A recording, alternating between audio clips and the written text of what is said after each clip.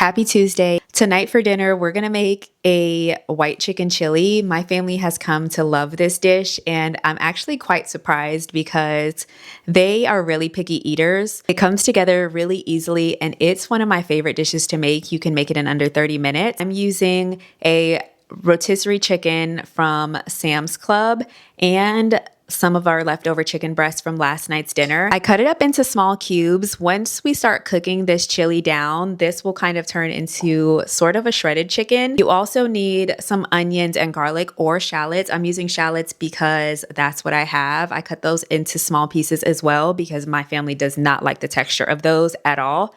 You're going to need some olive oil and butter, about a cup to a cup and a half of heavy whipping cream. You're going to need some sort of broth. I prefer to use veggie broth, but I could only find chicken broth in the store. And I also prefer to use low sodium, but this is what we're working with tonight, okay? Trying to make a quick and easy meal so we can get out of the kitchen and I can go lay down and rest. You're gonna need some beans. I'm using these Great Northern beans. Sometimes I use pinto beans, sometimes I use black beans, sometimes I use kidney beans. Use whatever beans that you have and that you like. It really does not matter. Of course, it matters for like the flavor and taste, but you can switch the beans out for whatever beans that you want.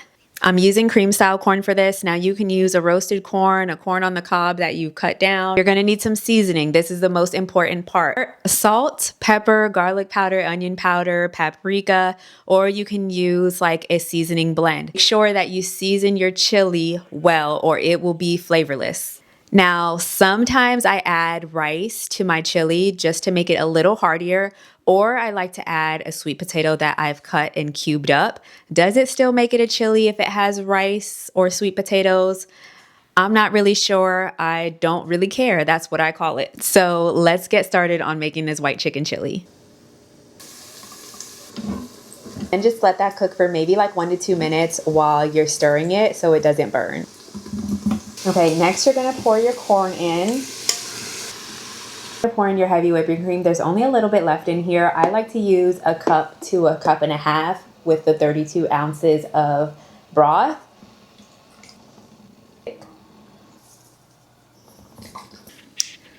You're also gonna need an 8-ounce block of plain cream cheese to add to your chili.